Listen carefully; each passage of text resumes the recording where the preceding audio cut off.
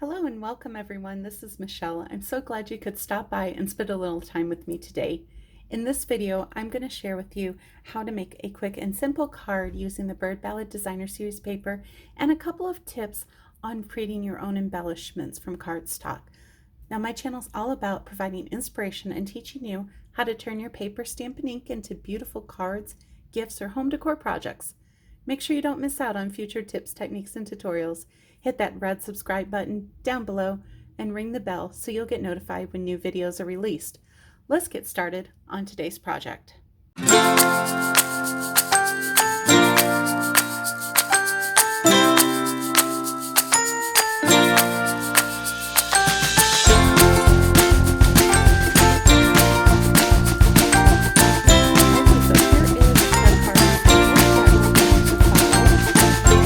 Is a layout that I duplicate often when I just want a quick and simple card.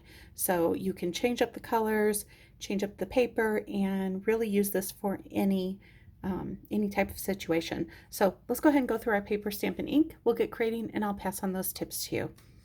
So because I want this to be a quick card, I have already stamped out the sentiment for us, and I've used the Bird Ballad stamp set, and I've used our stitched nested stitch dies. They've got this great design pattern on them. And let's go ahead and jump to our stamp set while I'm talking about that. And this is the Free as a Bird stamp set, and it comes in a bundle with these dies. They're great for this beautiful stitching detail. I hope you guys can see that on the camera, that detail on there. And it's just a fun shape that will be used for so many things. So I went ahead and did that stitching, stamping, and layering for us, so that is done. Again, we're using the Free as a Bird stamp set, and I'm actually not using the images from it this time. I'm just using the sentiment. I do like that sentiment. I think it's very sweet, but I promise I'll come back with some videos using the Free as a Bird stamp set and doing some coloring and giving you some inspiration on those. I have a piece of Calypso Coral. Well, let's go ahead. I've got our standard Whisper White Thick for the base, and I've cut this at 5.5 by 8.5, scored at 4 1/4. I have a piece of Calypso Coral, which is at 4 by 5 1/4.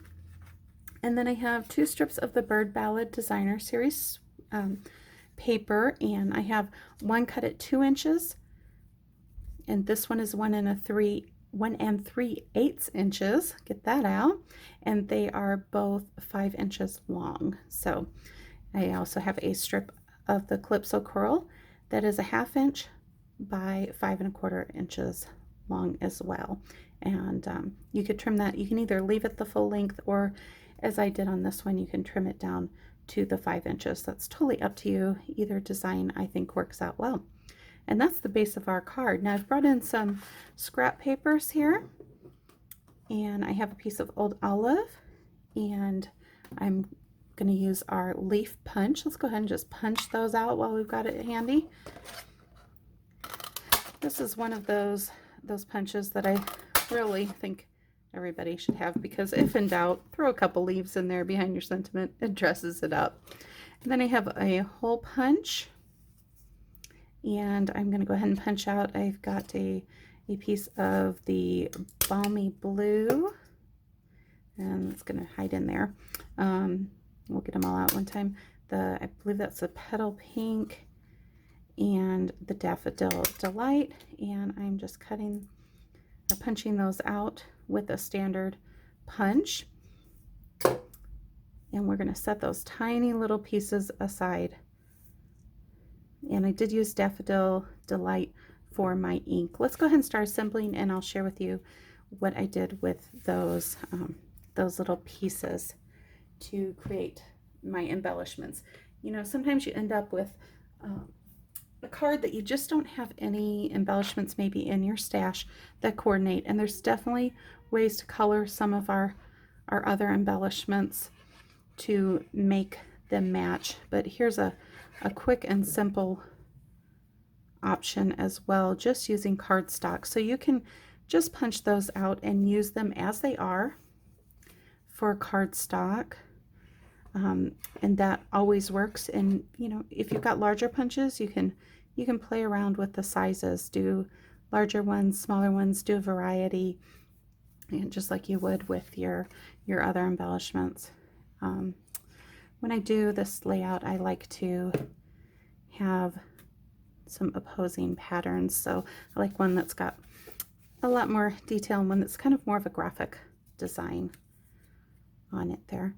The other option, what I did in the previous card, the card sample, and I'll show you that in just a moment here up close, is I actually ran some embossing Versamark across some cardstock, and then I put clear embossing powder over the top, and let me try and get some better light here. There you go. I think you can see that shine. And I just embossed, and then I punched those pieces out. So that just gives me a different texture and some shine on that card. I'm going to go ahead and tuck these two, just kind of put a couple glue dots here. Tuck these two leaves up underneath. Just want them to peek out from behind my sentiment. I've already had dimensionals put on there. I probably could have used the larger dimensionals, but I had the smaller ones handy, so at the time I was making this card, so that's what I did. I love that we have the two different sizes of the dimensionals. And I'm just going to set that right on there. And then for these pieces today, I'm going to do some little glue dots, space those out. I want to go ahead and drop those on, and I'm going to use my Wink of Stella to add a little bit of shine. So this, like I said, you could just use these colored cardstock pieces just as they are, but I like a little shimmer. So I'm going to bring my Wink of Stella, and I am just going to color in on those little dots. I have found that it's easier, and that's wanting to shift around on me because it's not quite dry yet. It is easier to color after. I don't know why, but sometimes when I color it before, probably, actually I do know why, probably because I'm not patient enough to wait for it to fully dry. So if you do use the Wink of Stella on your paper before you punch it out, and you want to let that dry completely. If it's not, you tend to get some ragged edges around there. So bring this up, and you guys can hopefully see that beautiful glimmer that Wink of Stella gives us. And you know what, as long as I've got that out, I think I'm gonna go ahead and add a little color to these flowers too. Let's go ahead and really sparkle this card up. I wish that the Wink of Stella would show up as beautifully on camera as it does in person, but trust me, it just adds that little detailed touch, and with it being clear, it's going to complement any of your projects, any of your paper, so it's a great thing to have in your tool chest. So thanks for stopping by today. I hope that you enjoyed this project. Don't forget to hit that subscribe button so you don't miss out on future videos. And if you're interested in the products in this video, I will have the links below. And if you're watching this in July, until the end of this month, we are having a promotion. For every $50 you spend, you get a $5 coupon from Stampin' Up, and you'll also get a gift from me when you use my host code that's on my website. Have a great day. Until we meet again, make sure you grab your paper, stamp, and ink and get creating.